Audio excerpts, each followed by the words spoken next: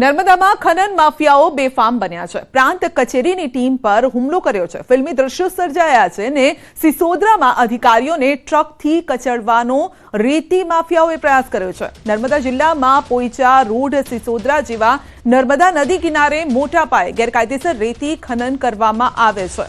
તો જેના દ્રશ્યો પણ સામે આવ્યા છે। સિસોદરામાં ફિલ્મી દ્રશ્યો तो अधिकारियों ने ट्रक थी कचड़वानो प्रयास करवामां आव्यो छे। जे पण रोकशे तेनो जीव पण जशे जाणे के एवुं मानी रह्या छे। आ खनन माफियाओ जे रीते बेफाम बन्या छे, प्रांत कचेरीनी टीम पर हुमलो करवानो प्रयास कर्यो छे। तेमना उपर जे आ वाहन छे ते चलावવાનો प्रयास कर्यो छे, जो के केमेरामां कैद थया छे।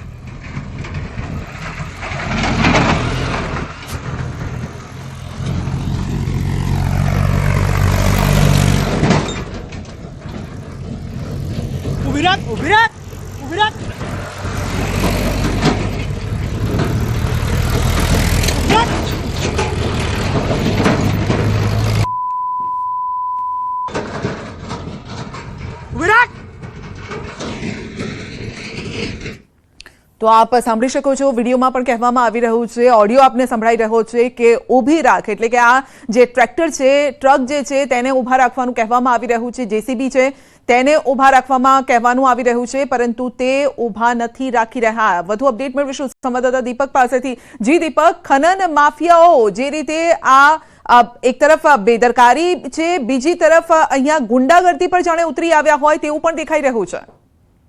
बिल्कुल संजय, बात करिए तो जे सिसोदरा गाम नर्मदा जिला सिसोदरा गाम आव्યું છે ત્યાં નર્મદા પટ આવેલ નર્મદા પટ પર મોટા પાયે જે ખનન માફિયાઓ છે એ રેતી ઇલોચી અને ગેરકાયદેસર કામ કરતા હોય છે, ત્યારે જેને લઈ જે રાજપીપળા શહેરના જે એસડીએમ એટલે કે જે પ્રાંત અધિકારી છે જેઓની ટીમ સાથે તેઓને રેડ પાડવા ગયા હતા। તે દરમિયાન જે ટ્રેક્ટર વાળા છે, ટ્રકો વાળા છે, જેઓની ટીમ પર જે એસડીએમની ટીમ પર જ હુમલો કર્યો હતો અને સામે કચડવાનો પ્રયાસ કર્યા હતા। જો કે પ્રાંત અધિકારી જે કિશનદાન ગઢવી છે જેમના દ્વારા કાયદેસરની કાર્યવાહી કરી 3 ટ્રક 4 જેસીબી જેવા અનેક સાધનો પકડી લેવામાં આવ્યા છે। એટલે કહી શકાય કે વારંવાર જે ખનન માફિયાઓ જે ખનન કરતા હોય છે, જેમને પકડવા જતી ટીમો છે તેના પર હુમલો થતો હોય છે।